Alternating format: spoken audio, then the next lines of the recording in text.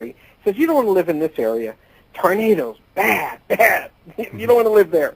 Then he goes to the West Coast. He says, you see this area over here? And he puts his transparency pointing to the California and Washington. You don't want to live over there. Earthquakes, bad. To make a longer story short, by the time he was done, he filled out the whole map. So, if it's not one thing, it's another. Right, it's all bad. So the idea, is there some one place that's, totally safe? I'd suggest to put your energy more into who you surround yourself with. Let me ask you something. Were you aware that after the last major China earthquake that I guess it took a couple days for people to find out, but there were signs from the animals. I think a lake disappeared, and I guess some of the family members there was really trying to hold the government of China accountable for not reacting to the signs that were there before that earthquake destroyed those cities. Were you aware of that? Well, I can address the idea of earthquake awareness, and we're really just at the cutting edge. Jim Birkeland, who's a frequent guest of mine, who I really admire, and he was chastised when he first came in. He started this in the 70s. He started talking about animal behavior. He started monitoring animal behavior as a precursor to events. And he was pretty darn accurate. He has these, what he calls windows of opportunity, and he would make these predictions. Well, since then, in the last 3 to 5 years in particular, earthquake predictions have been quite the buzzword. And the latest science behind that, or what they call these electrical charges, or earthquake lights that occurred just before. But even with that, it's not an exact science. So I don't know if I could blame the Chinese government for not acting more swiftly because there were animals missing and so forth. But yes, I do believe that though. That the same of the tribes in Sumatra said the same thing. They knew something was going on by the way the animals on the islands and the elders who'd been around a long time. They went upland. They went to higher ground. They knew what was coming. Unfortunately, the majority of the people didn't. Mitch, we have a question that appeared in the live chat. Somebody wants to know, should people expect earthquakes where no earthquake activity has ever been reported? Yes. That's a tricky answer. In recent recordings, again, I would suggest that earthquakes have been around and probably in these areas that we haven't seen in a long time, but that's not to say that they hadn't ever occurred. So the answer is that yes, we will see earthquakes in unusual places, but if you look in centuries, then I have to say that we probably couldn't say that they've never happened there. And let's talk about, and I think I mentioned this really even in the monologue. What do you see as the trigger mechanism, to use that term, for what's coming as far as the Earth changes? The sun. That is the epicenter of all things changing? That is the triggering mechanism? It's going to start with the sun? That is the triggering mechanism. Now, the good follow-up question would be, well, what is it that's going to trigger the sun? There you go. I'm really open to, but I can't quite wrap my mind around it. But I'll say it. But I can't define it. In other words, I'd fail a peer review in a second. And that is something to do with the galactic center. John Major Jenkins' work, as related to what the Mayans had referred to.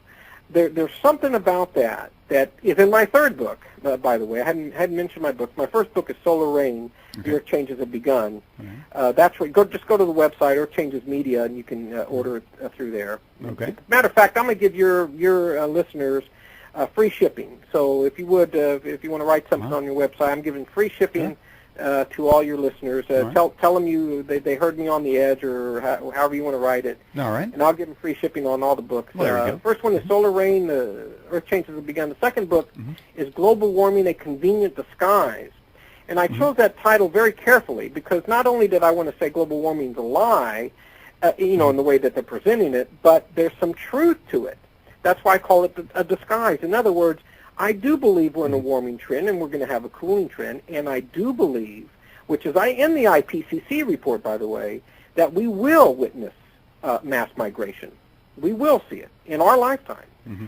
But I'm not. But it's not. Not because of us. But no, huh? We contribute. I've always agreed we contribute. But if we were to put all the polluters in jail right now, it's not going to make a measurable difference. Oh. By the way, I support putting them in jail for that matter. Very good. All right, so do we. We definitely agree with you there. Anytime you use the word convenient, it's like Al Gore's got that.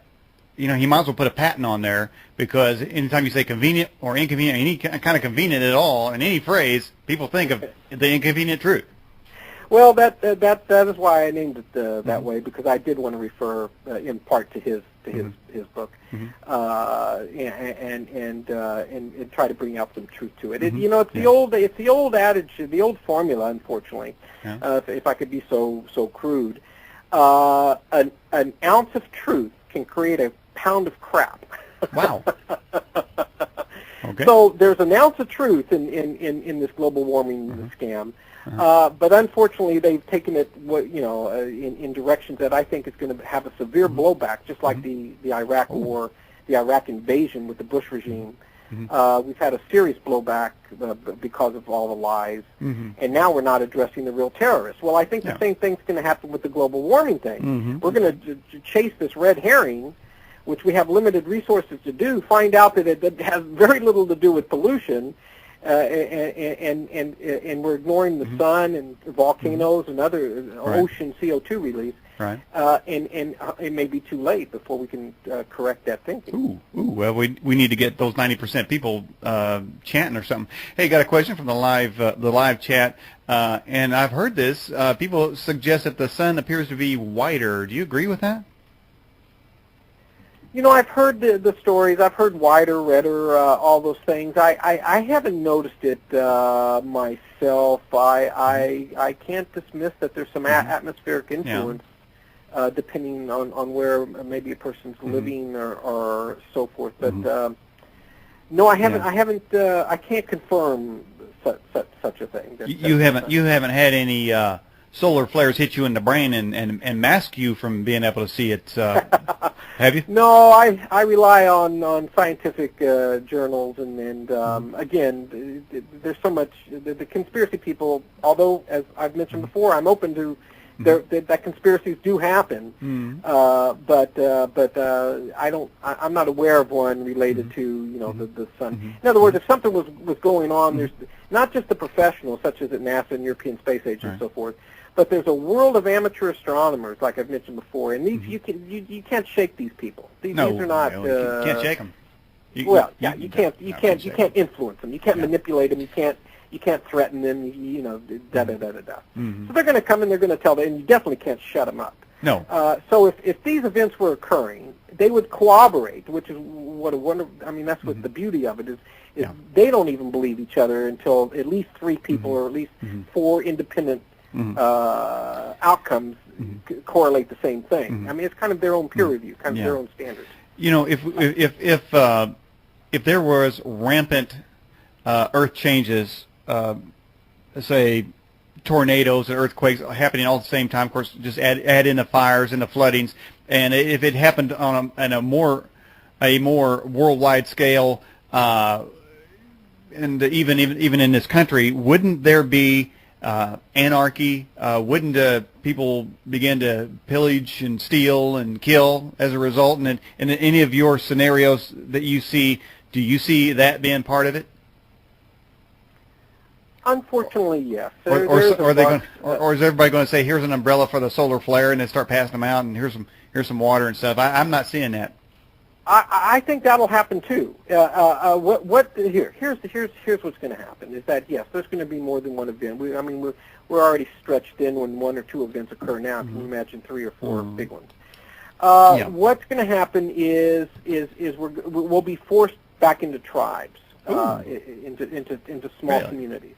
And again, that's why I say it's more important who you live with than where you live, and surrounding yourself